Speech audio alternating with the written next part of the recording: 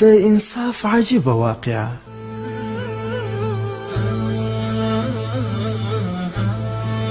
د هندوستان په کاندیله ځای کې په یوه ځمکه باندې د مسلمانانو او هندوانو جګړه جوړه شوه. مسلمانانو ویل چې دا زموږ ځای دی او هندوانو ویل چې نه، دا زموږ ځای دی. د انګریزانو عدالت ته مقدمه لاړه.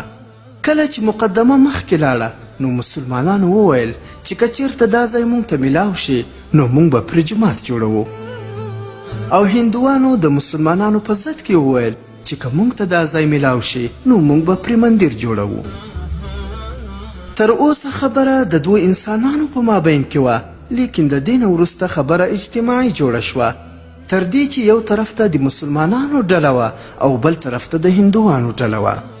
اوس په ټول ښار کې د قتل او خون خرابي بازار جوړېدی شو. خلک هم حیرانه پاتې وو چې اوس به د دغې مقدمې څه نتیجه راوځي. انګریز جج هم پریشان و چې که چېرته صلح یا صفایي ونه شي نو ډېر زیات قتل او فساد به جوړ شي. انګریز جج د مقدمې اورولو پر ځای دا وویل چې آیا کوم داسې صورت جوړېدی شي چې تاسو خلک خپل په مابینځ کې په خبرو اترو باندې خپله مقدمه او جګړه حل کړئ. هندوان ورته وویل چې موږ به تا ته د یو مسلمان نوم واخلو، هغه به راتلونکي پیښې کې راوغواړې او د هغه نه به پوښتنه وکړې چې دا ځمکه د چا ده. که هغه وویل چې دا د مسلمانانو ځمکه ده نو د هغوی شوه، او که هغه دا وویل چې دا زموږ د هندوانو ځمکه ده نو بس بیا خو زموږ ده. جج د دواړو فریقینو نه پوښتنه وکړه، نو دواړه په دې خبره باندې راضي شوه. د مسلمانانو په زړه کې خو دا و چې هر څوک وي خو مسلمان خو به وي که نه، آخر د جومات جوړولو والا په حق کې به خبره کوي. بس انګریز فیصله وکړه او راتلونکي اولني تاریخ باندې د مقدمې اورېدو حکم وشو، او ورسره دا هم وویل شوه چې هغه نفر به هم تاسو حاضر کړئ په کوم باندې چې تاسو دواړه ډلې راضي یاست. اوس مسلمانان چې را بهر شوه نو ډېرې خوشحالۍ یې شروع کړې، ټول خلک یې ویرول او نعرې یې شروع کړې. هندوانو د مسلمانانو نه پوښتنه وکړه چې تاسو خپلو خلکو ته څه وویل؟ هغوی ورته وویل چې موږ خو د یو مسلمان عالم په حاکم جوړولو باندې راضي یو، هغه به راتلونکي پیښې کې چې څه ووایي بس په هغې باندې به فیصله کیږي. اوس د هندوانو زړونه مړه شوه او مسلمانان د خوشحالۍ نه په جامو کې نه ځایېدل، لیکن په انتظار کې وه چې په راتلونکي پیښې کې به څه کیږي.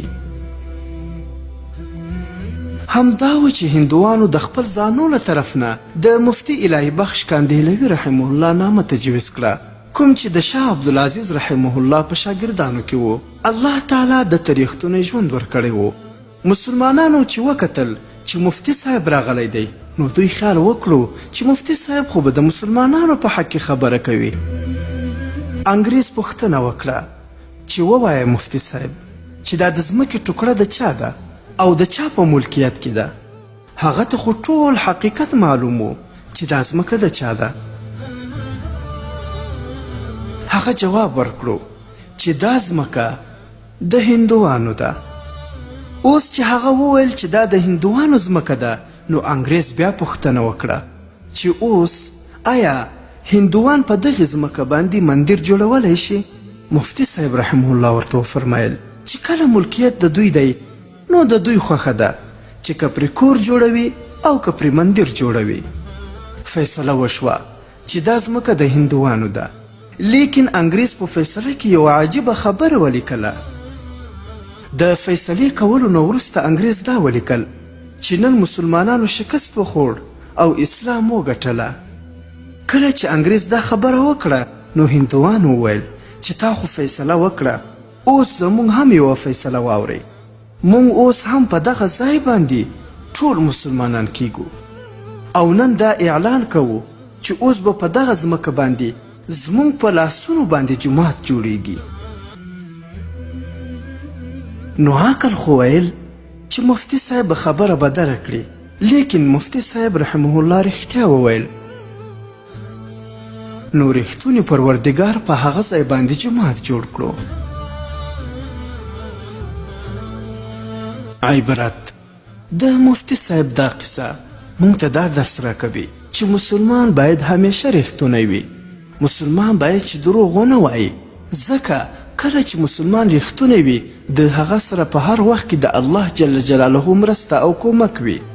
کله چې مسلمان دروغجن شي او دوکه‌باز شي بیا د هغه سره د الله جل جلاله مرسته او کومک نه وي، بیا به هغه تل ذلیله او رسوا وي.